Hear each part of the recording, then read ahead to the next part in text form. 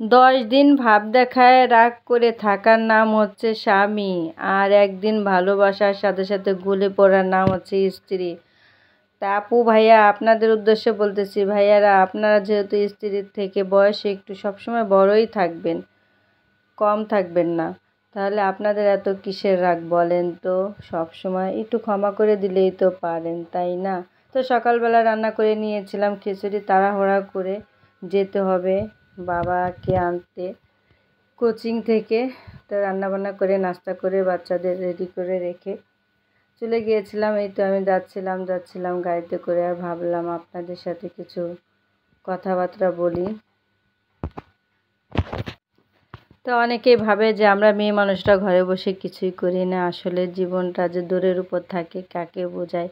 সকাল থেকে দৌড়ের উপর থাকতে হয়, বাচ্চা কাচ্চা নিয়ে এই তো ঘর সামলানো, ভাই সামলানো, বাচ্চাদের নিয়ে যাচ্ছিলাম। আর ভাবলাম একটু ভিডিও করেই দেখি, ভিডিও না করলে কেমন হয়। তাই আর ভাবতেছি এই দিনগুলা ফুরিয়ে যাচ্ছে আস্তে আস্তে, বাবারা বড় হয়ে যাচ্ছে।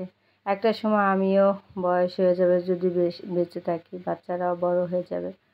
মায়ের কাছ থেকে হয়তো অনেকে অনেক সময় দূরে থাকে, চাকরি বাকরির ক্ষেত্রে দূরে চলে যাবে। তাই ভাবতে ভাবতে আমারও কান্না পাচ্ছিল আর কষ্ট লাগতেছিল। তো নিয়তির খেলা মেনে তো নিতেই হবে। তো চলতে চলতে আসলেই সময় কীভাবে ফুরিয়ে যায় জানি না, দিন গড়িয়ে রাত, এভাবেই হয়তো একটা সময় জীবনও ফুরিয়ে যাবে আমাদের সকলেরই। নিয়তির খেলা যেটাই বললাম। তো আমি চলেই আসলাম বাবার কাছে। তারপরে আমি ফেরার পথে কিছু নাস্তা নিয়ে আসছি, একটা ব্রেড এনেছি, কিছু বিস্কিট।